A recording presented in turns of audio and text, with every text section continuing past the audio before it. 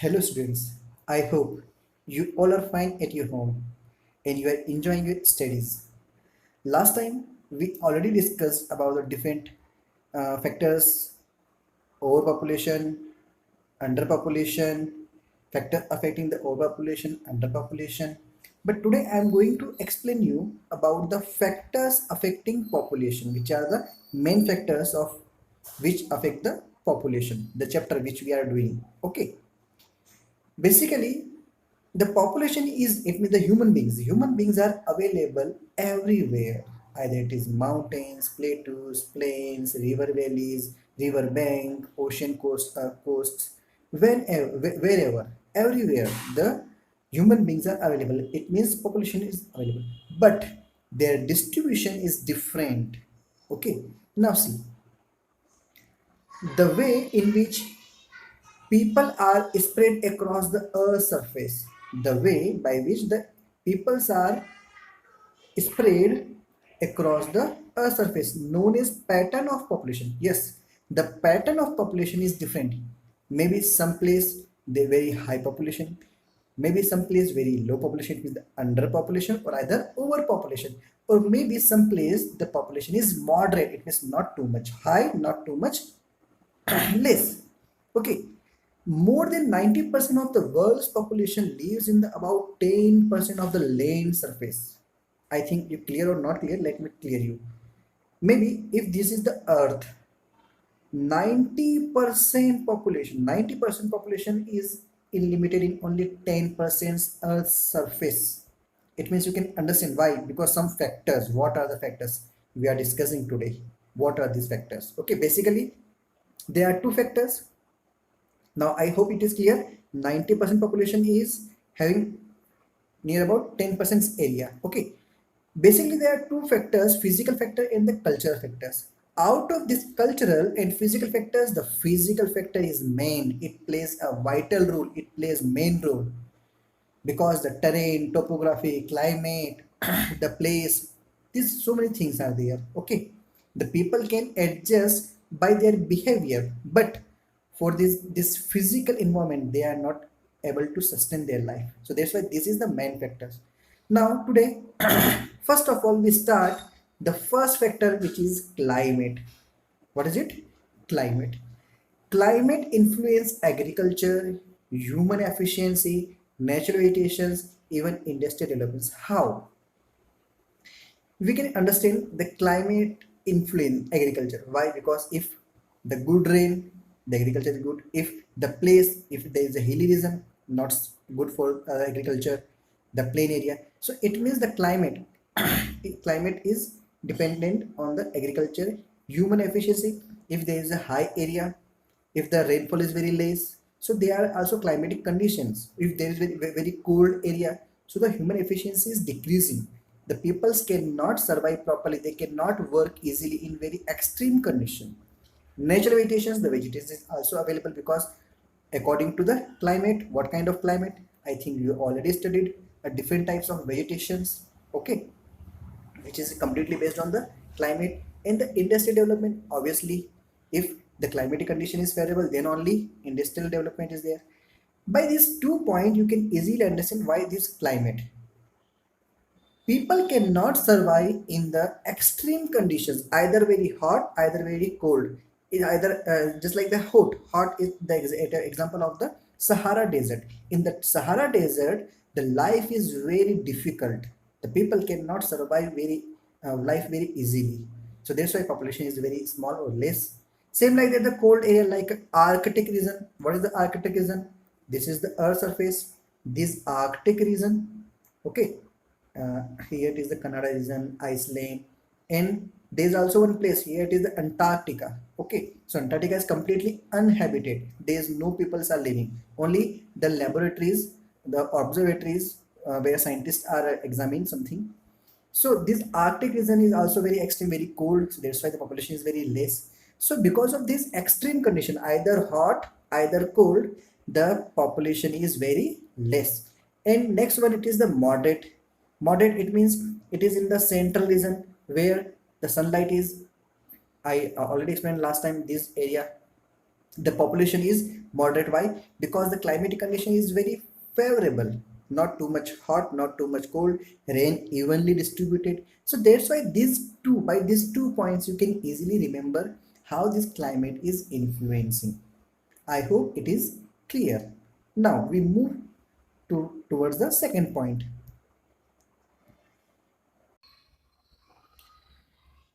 Now, second one, it is the topography or the landforms. What is this topography or landform? Basically, generally, the landforms, it means already we have covered the whole chapter. Different landforms, mountains, plateaus, the land area, either it is very low, either it is very high, or either on the plain area. Okay, so because of this topography or the landforms, either mountains, plateaus, or plains, what are the problems? In the mountain, just like in our India, there are some hilly regions in the Himalaya mountain. Basically, it is in northeastern part, which are called the Seven Sisters. In the Seven Sisters, the way of living or the surviving of life is very difficult because the terrain, the topography is very uneven, very hilly. So that's why the construction of houses, transportation, many problems are there. So that's why the topography, the landform is very important factor. Same like on the plateaus, but the plain, just like the Ganga plain, Ganga Brahmaputra plain, or even in the five rivers, which is in Punjab and Haryana, the population is very high. Why? Because it is on the plain area. So this topography is a main factor for the population distribution. So second point, it is the topography or the land forms. Now come on the next point, it is the soil. You know very well, because the soil is important for agriculture. We know the agriculture. Why agriculture? Because we are getting food from the agriculture. If we are not having enough food to live, no one can survive. And we all are living for what? Most of the peoples are for the food. Okay, but the food is very necessary, just like the air and water, same like the soil, same like the food is very important, and the food is completely dependent on the soil. If there is a good quality of soil, so agriculture is good, just like the Ganga Brahmaputra basin or the river Nile valley, which is in Egypt.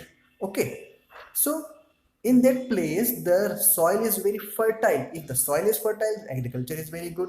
If the agriculture is good, obviously their economy is good, their availability of food and all the things are good. If the all the things are good, obviously people's willingly to live in that particular area. So second factor, the third factor, it is the soil. Now come on the fourth point, it is water. We know very well, same like the food, we cannot survive, we cannot live without water. Okay, because for every living beings, either it is plant, animal or human beings, the water is must, not only for the living as well as for the all the purposes, either it is household work, either it is industry, either it is agriculture, whatever you want, the water is must. Just like for the agriculture, what is required? Obviously water. For the industry, what is required? Water. So for any factor, for anything, the water is the main factor also, because without water the peoples cannot grow, because the water is also helpful in all the things. And obviously you know very well, the most of the civilizations are established on a river, near to river or bank of river, just like the Harappa civilization, which is near the bank of Indus Valley, okay, on the river of Indus. If I'm talking about the Egyptian civilization, it is on the river of Nile. If I'm talking about the uh, Chinese civilization, if I'm talking about any civilization in the oldest civilization, the most of the civilizations are established near to the water bodies. You know very well. I think you have already studied in the history part. Next one, it is the availability of resources. What is the availability of resources? Availability of resources means whatever we are using, just like the minings.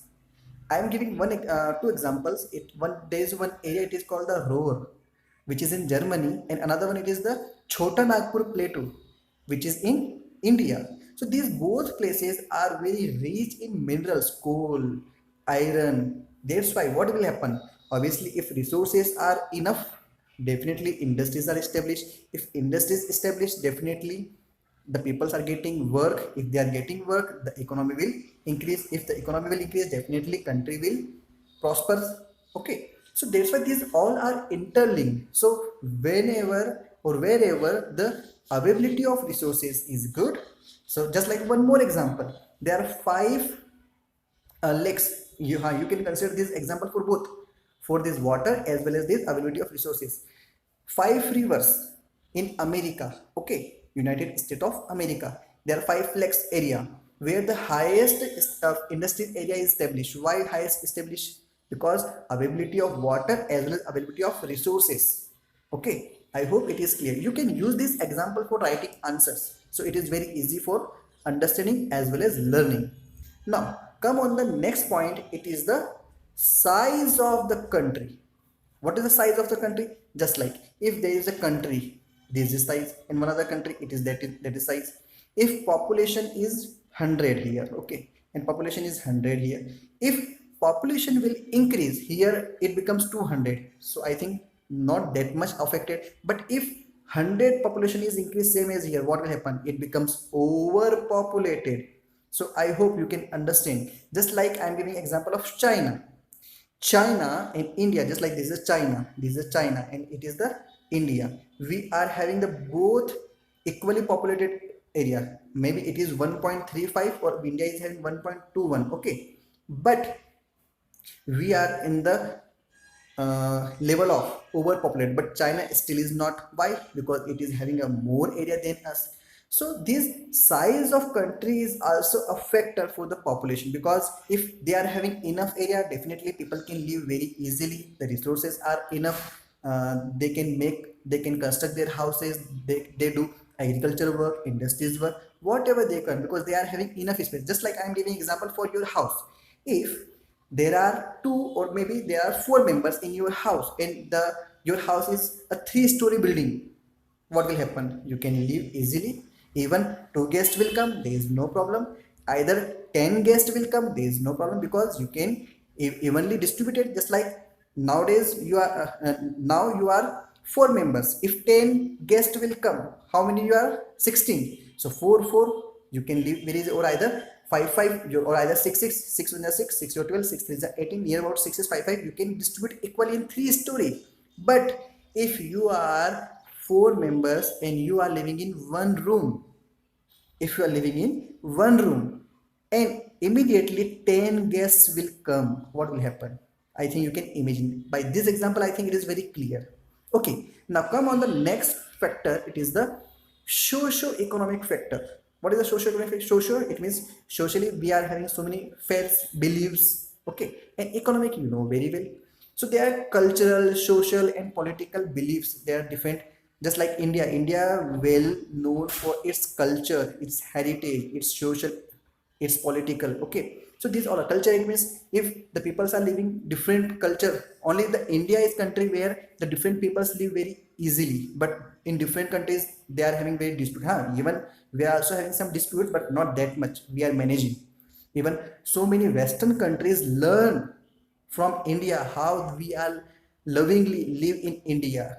We are having different culture habits, different languages, different food habits, different speaking, different, there's so many things are different, the religion different, but still we are living evenly, we are still living lovingly. Why? Because this is social.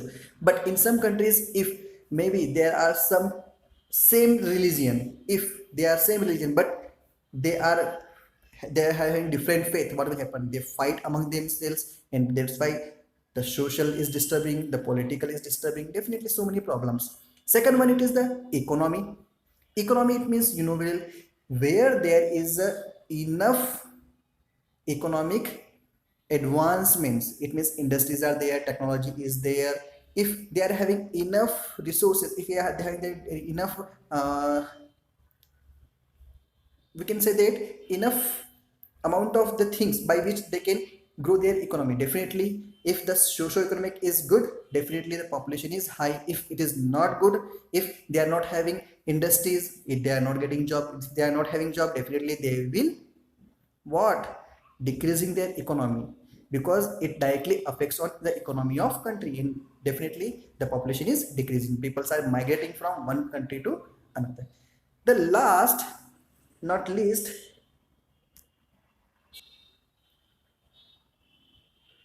the last one, it is the geographical location. What is this geographical location? You know that there are some reasons where geographical location is good for all the factors. Just like I'm giving an example of Mumbai. Okay, if Mumbai is on the coastal area, so it can access by any means, either by the aeroplane, either by the water body, either by the land. So that's why it is called a geographical location. So there are some countries which are on very good location, by which they can trade, they can commerce with different countries very easily. Their topography is very good. I'm only one example of the Mumbai, but Mumbai, Kolkata also, okay, but you can consider country also, because some countries are also, very good, just like Switzerland. They are on very good either they are not having the excess of sea, but there are some countries, they are having very geographical location. It means the climate is moderate, they are access having the different things. So by these all factors you can easily write this answer. Okay, so I hope it is very clear what is this chapter, what is these factors affecting the population. Please do read once again. Only you remember the points. It is very easy to learn, it is very easy to remember, and I hope in exam it is very easy to write. Thank you so much. Next time we will meet.